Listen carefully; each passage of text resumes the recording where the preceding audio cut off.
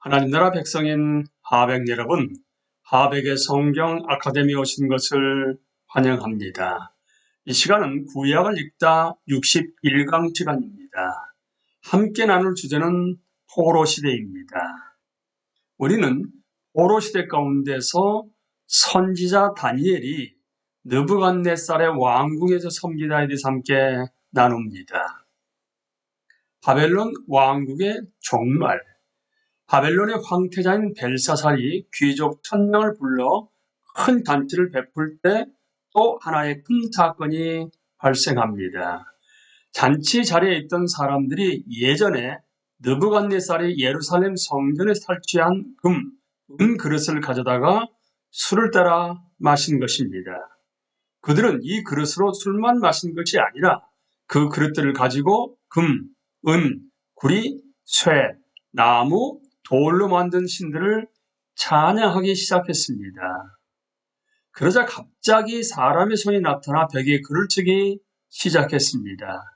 벨사살은 그저 그 손등만 봤을 뿐인데도 얼굴이 창백해지고 무릎이 서로 부딪힐 정도로 떨었습니다. 그리고 술객과 점쟁이를 불러와 그 글을 해석하게 했습니다.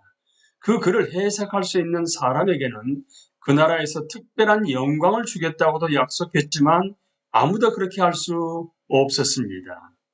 그때 왕에게 명철과 지혜가 신들의 지혜와 같은 한 사람이 소개됩니다. 바로 다니엘이었습니다.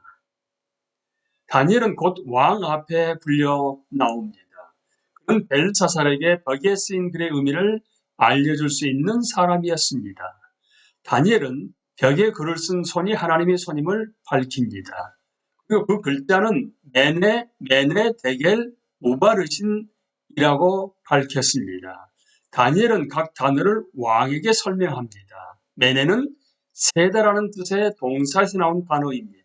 다니엘은 하나님이 벨사살의 날을 세워서 그것을 끝나게 했다는 뜻이라고 말합니다. 데겔은 저울에 달다는 동사에서 나온 단어로서 하나님이 왕을 저울에 달아보니 가볍거나 부족했다는 뜻입니다. 우바르시는 나누다라는 단어에서 온 것으로 하나님이 벨사살의 왕국을 나누실 것을 의미합니다. 그리고 왕국은 결국 메대와 바사로 분리되었습니다. 다니엘은 왕이 하늘의 하나님에 맞서 스스로 높아졌고 보지도 듣지도 알지도 못하는 금, 은, 구리, 쇠와 나무, 돌로 만든 신상들을 찬양하고 도리어 왕의 호흡을 주장하시고 왕의 모든 길을 작정하시는 하나님께는 영광을 돌리지 아니했기 때문에 왕국을 빼앗길 것이라고 담대하게 말합니다. 하나님은 그러한 행위를 절대로 가볍게 여기지 않으십니다. 따라서 벨사살은 우상을 숭배하는 행위로 심판을 받을 것입니다. 그리고 바로 그날 벨사살은 살해당하고 맙니다. 이후 메대 사람 다리오가 왕국을 차지합니다. 이 사건으로 주전 539년부터 바사 제국 시대가 열립니다. 이 시대 유명한 바사 왕으로는 고레스 2세, 캄비세스 2세, 다리오 1세, 크세르크세스 1세, 아닥사사 1세 등이 있습니다. 다니엘이 사자굴에 던져지지만 해를 입지 않다. 벨사살 왕이 죽임을 당한 후에도 다니엘은 나라에서 높은 지위를 받습니다. 메대 사람 다리오라는 호칭은 아마도 고레스 왕의 다른 이름일 것입니다. 다리오는 차츰 통치 기반을 강화해 나갑니다. 그리고 다니엘이 다른 사람에 비해 뛰어났기 때문에 다리오 왕은 그를 세워 전국을 다스리게 하려고 합니다. 그러자 왕의 고관들은 다니엘을 질투하여 그에게서 흠을 찾습니다. 하지만 다니엘은 신실한 사람이었기 때문에 고소할 거리를 전혀 찾을 수 없었습니다. 그러자 그들은 기도하는 문제로 다니엘을 공격하려고 합니다. 그들은 다리오 왕에게 30일 동안 누구든지 왕 외에 어떤 신에게나 혹은 사람에게 무엇을 구하면 사자굴에 던져놓는 금령을 세우자고 설득합니다. 다니엘은 왕이 그 금령에 도장을 찍었다는 소식을 듣고도 집에 가서 평소처럼 기도합니다. 성경은 다니엘이 자기 집에 돌아가서는 윗방에 올라가 예루살렘으로 향한 창문을 열고 전에 하던 대로 하루 3번씩 무릎을 꿇고 기도하며 그의 하나님께 감사했더라고 전합니다. 새로운 법에 따르면 다니엘의 행동은 죽음에 해당하는 것이었습니다. 하지만 다니엘은 기도하는 일을 멈추지 않았습니다. 다니엘은 여호와 하나님을 섬기는 참된 예배자로서 하나님이 자신을 도우시는 유일하신 분이라는 사실을 알았습니다.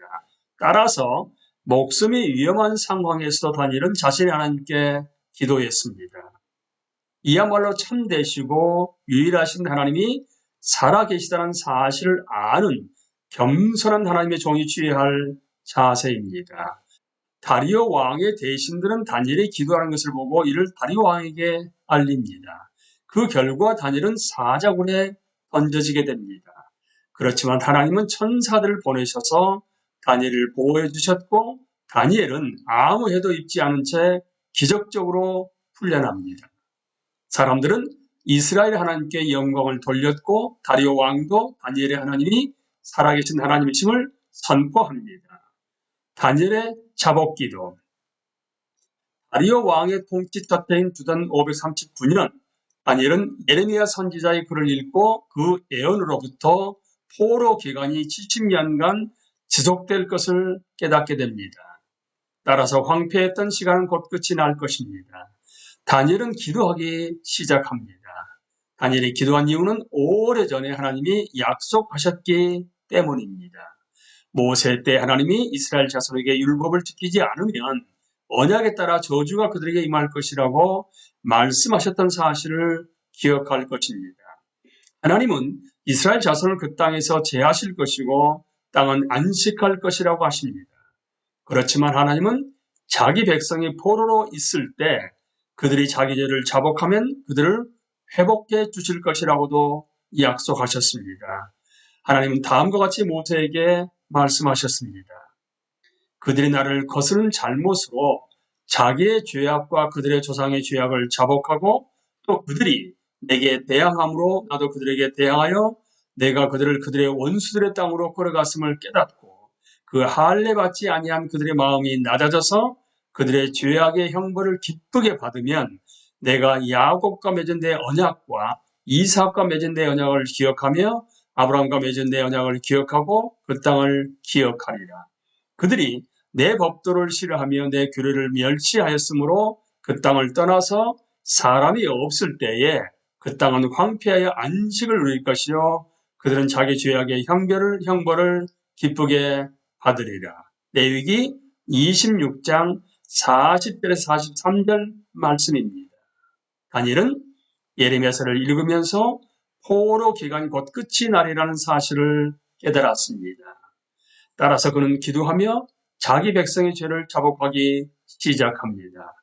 다니엘의 기도를 보면 하나님이 그 역사를 통하여 자기 백성을 어떻게 만지셨는지 개괄적으로 이해할 수 있으며 그들이 왜 현재 포로가 되었는지 그 이유도 파악할 수 있습니다.